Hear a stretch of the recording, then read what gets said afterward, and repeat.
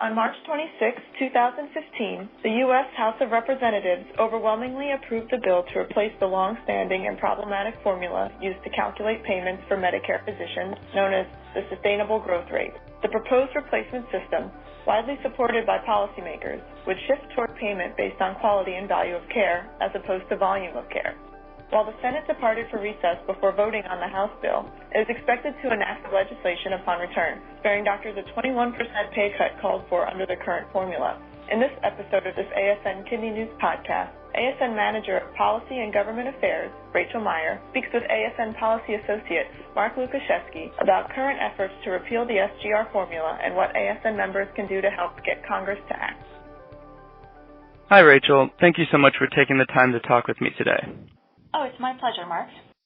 Can you remind our listeners what the sustainable growth rate formula is and why it matters? Sure thing. The sustainable growth rate formula, which is often abbreviated as SGR, was implemented by Congress back in 1997. In a nutshell, the SGR formula tends to control growth in Medicare spending on physician payments. But the formula has proven to be way off base with reality, calling for dramatic cuts to doctors' payments on an annual basis. Now, everyone knows the formula is broken and unsustainable, and Congress has had to pass temporary legislation postponing those cuts for years now. Not only are these temporary postponements to cuts really expensive, the whole situation just creates a lot of uncertainty for patients within the Medicare system and for the doctors who treat those patients. I see. Well, my understanding that efforts to repeal the SGR have been going on for years. What is unique about this specific Congress's attempt?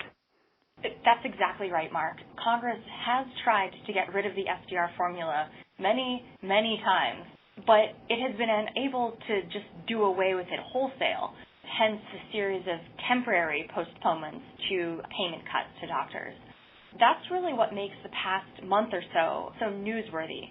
Congress appears to have created a very real opportunity to repeal the SGR formula and replace it with a better and permanent system.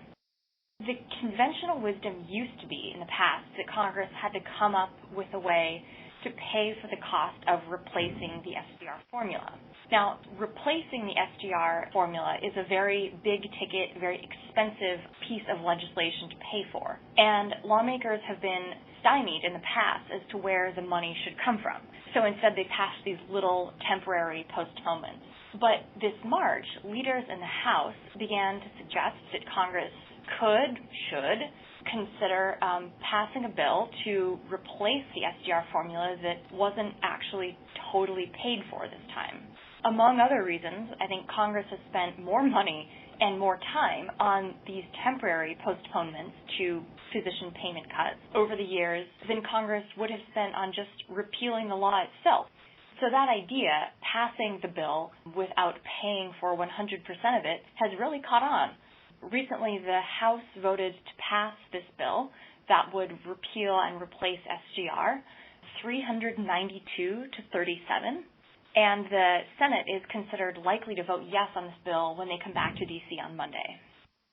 Well, given how critical this legislation is, what can ASN members do to help Congress fix the SGR problem once and for all? That's an excellent question, Mark.